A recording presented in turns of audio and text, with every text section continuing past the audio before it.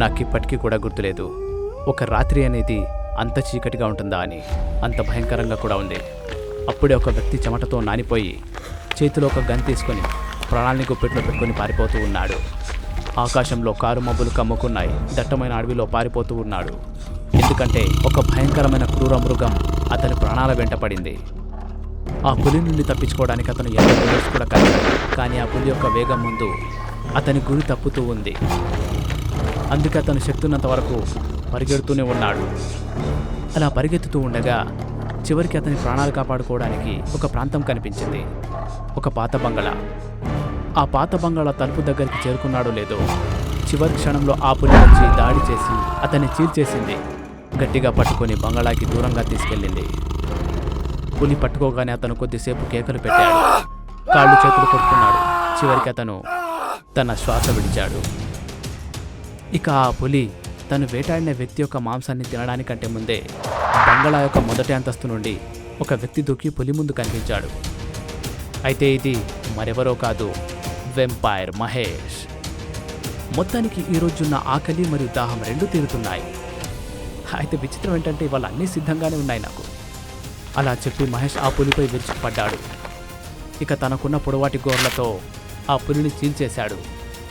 మహేష్ యొక్క గోర్లతో చీల్చబడిన ఏ జంతువు కూడా దాదాపుగా ఎక్కువసేపు ప్రాణాలతో మిగిలి ఉండదు. కానీ ఈ పులి చెప్పాలంటే ఒక ఆడపులి కొంచెం డిఫరెంట్గా ఉండే. ఎందుకంటే చీల్చబడ్డాక ఈమె ఒక మాయారూపంలో ప్రత్యక్షమైంది. జనాలందరూ ఈమెని చెడు పని పిలిచేవారు. డరీ హ్యార్, నువ్వు కూడా ఒక మాన్స్టరా? కూల్. మహేష్ చెడిప్ యొక్క ఈ రూపాన్ని అలా చూస్తూనే ఉన్నాడు. కానీ ఇక్కడ చెడిప్కి మాత్రం మహేష్తో మాట్లాడాలని ఏమాత్రం కోరిక లేదు. తన వేటను వదిలి ఆమె మహేష్ పైన విరుచుకుపడింది మరియు అతని గొంతు నొక్కుతుంది. వెంపైర్ మహేష్ కూడా తన శక్తితో ఆమె చేతుల్ని ఆపే ప్రయత్నం చేస్తున్నాడు. ఇక ఇదే ప్రయత్నంలో ఇద్దరు కూడా ఒకరినొకరు బాగా కొట్టుకోవడం జరిగింది. అలా ఇద్దరు బాగా గొడవ పడుకుంటూ కొట్టుకుంటూ ఉన్నారు. అప్పుడే చెడిప్ తన చేతులకి తాకిన మహేష్ యొక్క రక్తాన్ని రుచి చూస్తూ ఇలా అంటుంది, ఈరోజు నేను నిన్ను వదలను. నువ్వు విలవిలలాడుతూ ఎలా కష్టపడి చనిపోతావంటే నీ ఫ్రెండ్ చనిపోయినట్లు. ఒక నిమిషం, ఏం పేరు చెప్పా నువ్వు? వారెన్? అరే నేను వారెన్ కాదు, మహేష్ని. నువ్వు అబద్ధం చెప్తున్నావు. ఆ గోరి నాకు చెప్పాడు సమోలిలోనే రక్త పిచాచి ఉంటుందని, దాని దాహాన్ని నాలాగా రక్తం తాగి తీర్చుకుంటుందని. నిన్ను చూస్తుంటే నా రాజన్ని చంపిన నీ ఫ్రెండ్ ముఖం లాగానే ఉంది. అరే అరే నా మాట అయితే విను కదా. నేను వారెన్ని కాదు, ఎందుకంటే అతన్ని నేనే చంపాలనుకున్నాను. నేను ఇలా కావడానికి ముఖ్య కారణం కూడా వాడే. మహేష్ మాటలు విన్నాక చెడిప్ కూడా ఆలోచనలో పడిపోయింది. మొత్తానికి ఆమె మహేష్ చెప్పే మాటలన్నీ వినడానికి సిద్ధమైంది. ఇక అతని వెనకాల బంగళాలోకి వచ్చేసింది. మహేష్ ఆ బంగ్లాలో ఆమెకి మిల్స్ మరియు వారెన్ యొక్క ఫోటోను చూపించాడు. అదొకప్పుడు వాళ్ళు ట్రైనింగ్లో తీసుకున్న ఫోటో. తర్వాత తన కథ మొత్తం చెప్పాడు. ఏ విధంగా అయితే 2 ఏళ్ల క్రితం వాళ్ళు వ్లాగింగ్ చేయడానికి బంగ్లాకు వచ్చారో. తర్వాత ఒక భయంకరమైన సంఘటన జరిగి వీళ్ల సంతోషాలు ఆవిరైపోయాయి. తర్వాత వీరిని బంగ్లాకి బానిసలుగా మార్చి శాశ్వతంగా ఈ బంగ్లా దగ్గరే పెట్టేశాడు. మహేష్ ఇచ్చిన సమాచారం విన్నాక ఆ చెడిప్ అగ్గిలో గుగ్గిలంలా తయారైపోయింది. తర్వాత ఆ పిశాచి బంగ్లాలో ఉన్న సామాన్లని చిందరవందరగా పాడేయడం మొదలెట్టింది. కొద్దిసేపటి వరకు అలా పారేశాక చెడిప్ కాస్త శాంతించింది. అప్పుడు ఆమె కళ్ళు చెమ్మగిల్లాయి. ఆమెకొక బాధ, అదేంటంటే ఆమె తన చేతులతో వారిని చంపలేకపోయింది అని. మహేష్ ఆమె భుజం పైన చేయి వేసి ఇలా అంటాడు, నేను నీ బాధను అర్థం చేసుకోగలను. కనుకటి అర్థం చేసుకో, నువ్వు పాత జ్ఞాపకాలని ఎంత నెమరు వేసుకుంటే అంత నీకే బాధేస్తుంది. అందుకే నువ్వు ఆ బాధలన్నింటినీ మర్చిపోయి ముందున్న జీవితాన్ని అనుభవించే ప్రయత్నం చేయి. నన్ను తాకకు. నీకేం తెలుసు ఒక ప్రేమ లేకుండా వనవాసంలాగా బతకడం ఎంత కష్టమని. ఇక ఆమె ఇంకేదో చెప్పడానికంటే ముందే మహేష్ పెంచుకున్న పిల్లి ఇప్పుడు పెద్దగైపోయింది. అది అతని దగ్గరొచ్చి కూర్చుంటుంది. మహేష్ దాన్ని పడుకోబెడుతూ ఇలా అంటాడు, ఇది నా పిల్లి సోనా. నా నిజం నీ తర్వాత దీనికే తెలుసు. నేను వెంపైర్ అయిన రోజే దీన్ని తినేద్దామనుకున్నాను.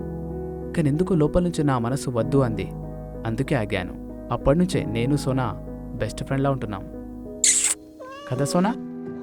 ఈ రూపంలో నువ్వు 2 ఏళ్లుగా ఉన్నావని చెప్పావు. కానీ ఈ 2 ఏళ్లు నువ్వు ఎలా బతికున్నావు? నువ్వెలా బతికున్నావు నాకు అర్థం కావట్లేదు. మనలాంటి పిచాచులు రక్తం తాగే కదా బతుకుంటాము. బాధాకరమైన విషయం ఏంటంటే నేను కూడా అదే చేశాను. ఏదైతే లారెన్ చేస్తూ ఉండేవాడో దారి తప్పిన బాటసారులు జంతువుల కోసం వేచి చూసేవాణ్ణి, లేదంటే ఎక్కువ కాలం పాటు నిద్రపోతూ ఉండేవాణ్ణి. ఆకలంటే ఏంటో తెలియకూడదని పడుకునేవాణ్ణి. అప్పటికీ ఆకలి గనక బాగా వేస్తే దానికోసం నా దగ్గర ఒక చిట్కా కూడా ఉంది. మహేష్ తన మాటని అర్థమయ్యేలా చెప్తూ ఉన్నాడు.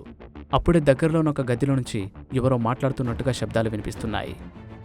మహేష్ పరిగెత్తుతూ ఆ గదిలోకి వెళ్ళగానే ఒక వాకీటాకీలో ఒక సీక్రెట్ మెసేజ్ వినిపిస్తుంది.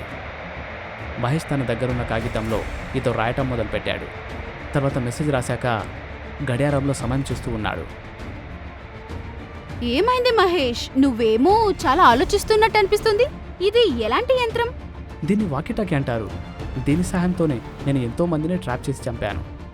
ప్రస్తుతం ఒక సీక్రెట్ మెసేజ్, అది ఒక రహస్య సందేశం వచ్చింది. నేను చెప్తాను. మహేష్ చెడిని కూర్చోబెట్టుకొని ఒక పట్టం సాయంతో ప్లాన్ అర్థమయ్యేలా చెప్తున్నాడు. నిజానికి అతని దగ్గరున్న వాకీటాకీ దాని యొక్క ఫ్రీక్వెన్సీ ఎక్కడో తెలియని నెట్వర్క్కి కనెక్ట్ అవుతూ ఉండేది. అది అడవిలో తిరిగేటటువంటి నక్సలైట్లకు సంబంధించిన వాకీటాకీ ఉండేది.